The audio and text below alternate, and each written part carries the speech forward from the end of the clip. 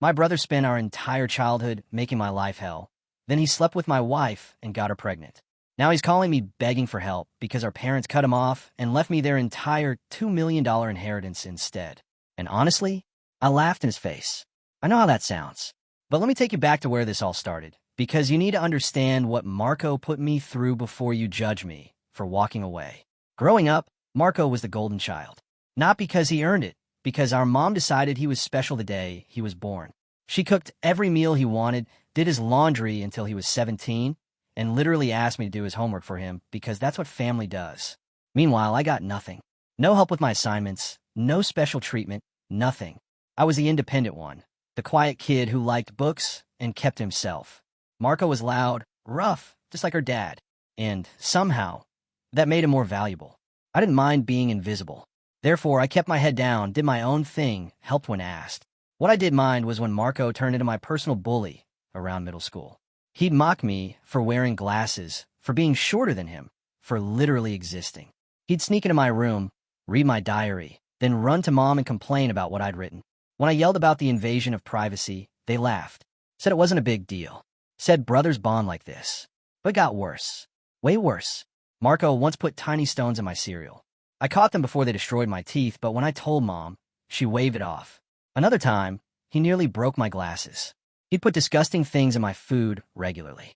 And at school, where I was already getting bullied by other kids, Marco joined them. He called me names: ugly, loser, hairy monkey. He encouraged them to hit me, told them I was just a failure who deserved it. The breaking point came during a stupid fight I can't even remember the details of. Marco looked me dead in the eyes and told me to kill myself. I was struggling with my mental health back then. I'm better now, but hearing my own brother say he wanted me dead, that broke something in me. Therefore, I went to mom, expecting her to finally do something. Instead, she scolded me for irritating him. Things only changed when Marco tried to set my hair on fire during high school. Yeah, you heard that right. Tried to light me on actual fire. Mom defended him, said he was playing around. But Dad finally stepped in, threatened to call the cops. For the first time ever, Marco faced consequences. He was genuinely shocked. He'd never been held accountable for anything before. Dad came to my room that night and talked to me. Said he'd been waiting years for Marco to mature, but he was finally seeing that Marco was just a bully. I broke down and told him everything. The diary invasions, the stones in my cereal, the school bullying Marco encouraged. Dad was horrified. The next day, he went to the principal about the bullies. Therefore, he also enrolled me in MMA classes at our local gym, told me I needed to learn to stand up for myself. A nerdy kid learning to fight might sound laughable, but I was focused. I balanced studying and training, and it completely changed my life. My physique improved, my confidence grew. And when Marco stole money I'd been saving from chores, money I earned, I finally snapped. I caught him about to ride off with his friends, demanded it back. He laughed at me, said all I could do was run to Daddy. So I punched him in the face. He fell backward crying. It was almost funny. I grabbed my money from his pocket and walked away. Mom rushed out, furious with me for hitting her precious boy. She complained to Dad about my behavior. But when Dad asked us both to explain, I told him Marco had stolen from me. Marco tried justifying it, said he needed money for a date and I should help him as his brother. Dad told Marco he was lucky I only punched him, that anyone else would have called the police. Marco threw a tantrum, expecting Mom to save him. She didn't. For the first time in our lives, we were equals. He couldn't bully me anymore, and even Dad had stopped enabling him. Therefore, Marco started avoiding me completely. He couldn't hurt me physically, so he stuck to muttering insults under his breath when our parents weren't around. If he needed to tell me something, he'd tell Mom to relay it instead of speaking to me directly. When I asked Mom to mediate a conversation so we could fix things, she refused. Said she didn't want to get involved. The environment became so toxic, I couldn't wait to leave. I got a scholarship to my dream university. Dad threw me a party. Mom seemed proud. Marco barely acknowledged it. Leaving for college felt like escaping prison. University was freedom. I made friends, enjoyed classes, built a life separate from Marco's shadow. In my second year, I met Lily at a party. We clicked instantly.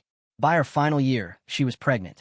Coming from a religious background, having kids outside marriage was frowned upon. Therefore, we got married right after graduation.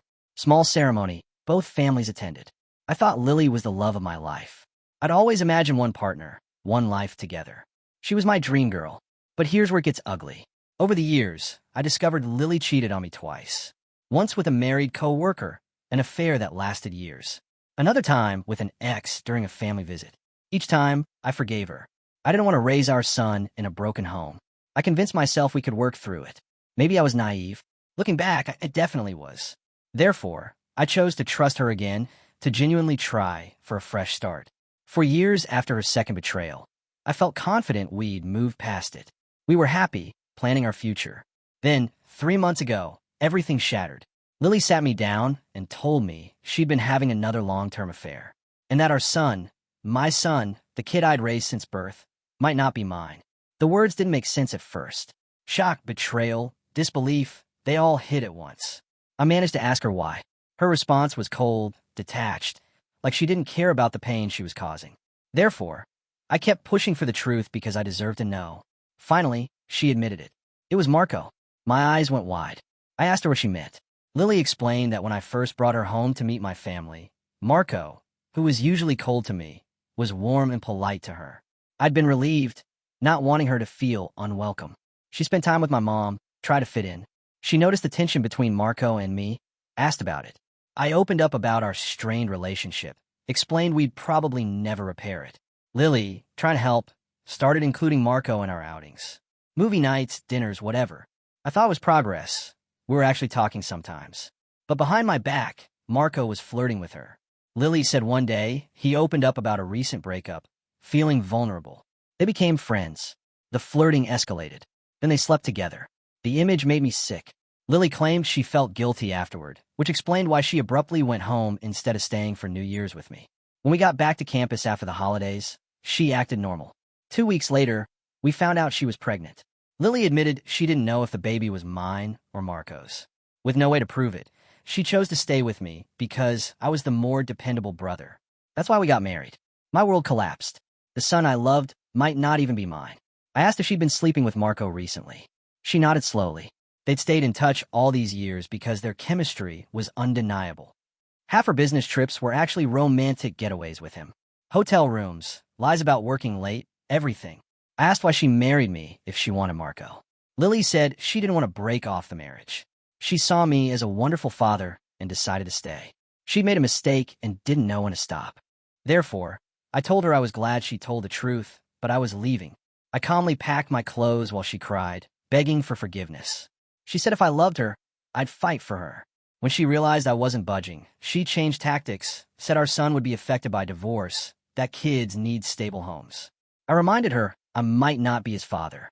She cried harder, called me cruel. Maybe she believed nothing could make me leave because I'd forgiven her before. But this was different. She'd slept with my brother. Trust was dead. I left her on the doorstep and checked into a hotel. The next day, I went straight to my parents. I told them everything. The affair, the years of lying, how Marco and Lily had been sneaking around. The shock on their faces was undeniable. True to form, Mom initially tried defending Marco. Said her boy could never do that. I had a plan, though. I asked my parents to stay quiet, then called Marco on speaker. He didn't know they were listening. I confronted him about the affair. At first, he denied everything. But when I told him Lily had confessed, he started blaming her. Called her names, said it wasn't his fault women were attracted to him. He even bragged that he was the better-looking brother. I told him I'd expose him to everyone. Marco laughed, said no one would believe me because he was the golden child. I thanked him for confirming everything, because Mom and Dad had heard the whole conversation. Marco went silent. Then he stammered, tried to explain himself, desperately attempting to salvage his image. Mom demanded an explanation. He stuttered through excuses, blamed everyone but himself. But I could see it, Mom's disappointment mixing with anger. For years, I'd endured Marco's torment. Now the truth was out, and he was the one exposed. Dad asked me to pass on the phone. His voice was heavy with disappointment as he spoke to Marco. Told him this wasn't just betraying me, it was betraying the entire family. Dad said he tried to raise us with loyalty and decency, but Marco had shown none of that. Therefore, effective immediately, Dad was cutting Marco off. No more college funds, no more financial support. Marco would have to figure out his own university fees and lifestyle on his own. I stayed composed throughout, though I wanted to scream. Watching Dad punish Marco was the ultimate vindication. Mom tried justifying Marco's behavior, but Dad swiftly ended the call. Afterward, Mom hugged me. It had been years since we'd shared a moment like that. She apologized for not believing me all this time. My 14-year-old self could never have imagined this, being vindicated, embraced by my mother amid family chaos. Dad helped me find a good divorce lawyer. Lily and her lawyer fought dirty, asking for alimony since I earned more. But her affair worked heavily in my favor. We also ran a paternity test. It confirmed Marco was the father. The news hurt worse than discovering the affair itself. I was furious that the son I'd loved wasn't mine. Lily begged me to keep visiting him, said he shouldn't be punished. I couldn't. He reminded me too much of Marco. After the divorce, I moved into my own place. It felt surreal living alone. I'd married so young, never experienced real independence. But I adapted quickly and enjoyed it. 2 weeks ago, Dad called, said he was changing his will, leaving everything to me. Dad's incredibly stubborn. Once he cuts someone out, they're gone. Marco tried reaching out, even showed up at their doorstep begging. They refused to let him in. Even Mom, who usually gave in to Marco's tantrums, seemed done. Marco never texted me to apologize. He wasn't regretful, just upset about losing access to our parents' money. Dad's assets, retirement fund, and life insurance totaled nearly $2 million. The only condition was that if Dad passed before Mom, she'd keep living in the house even though ownership would transfer to me. I didn't mind. I wanted to care for her. Somehow Marco found out. Unable to reach her parents, he called me yesterday, trying to make amends. He explained he was struggling with college, that after Lily confirmed paternity, she'd been hounding him for child support.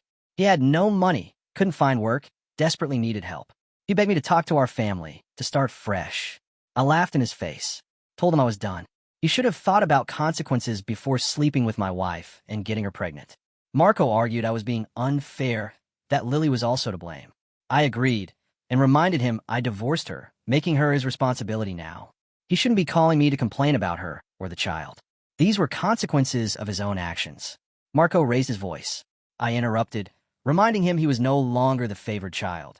He was the black sheep who'd slept with his own brother's wife. Marco started crying. I never heard him cry since we were kids. It hurt a little to hear him so helpless, but it was no longer my concern.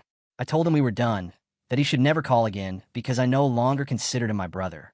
Since then, I've replayed the conversation. Despite hating Marco, hearing him cry affected me. Some people asked if I should talk to our parents about giving him another chance. Here's the thing.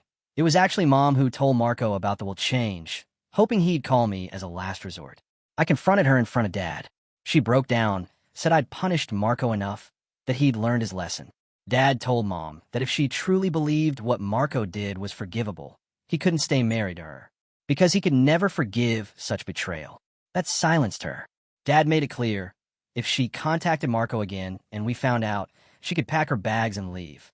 5 months have passed since everything blew up. My relationship with my parents has improved. Dad and I golf every weekend.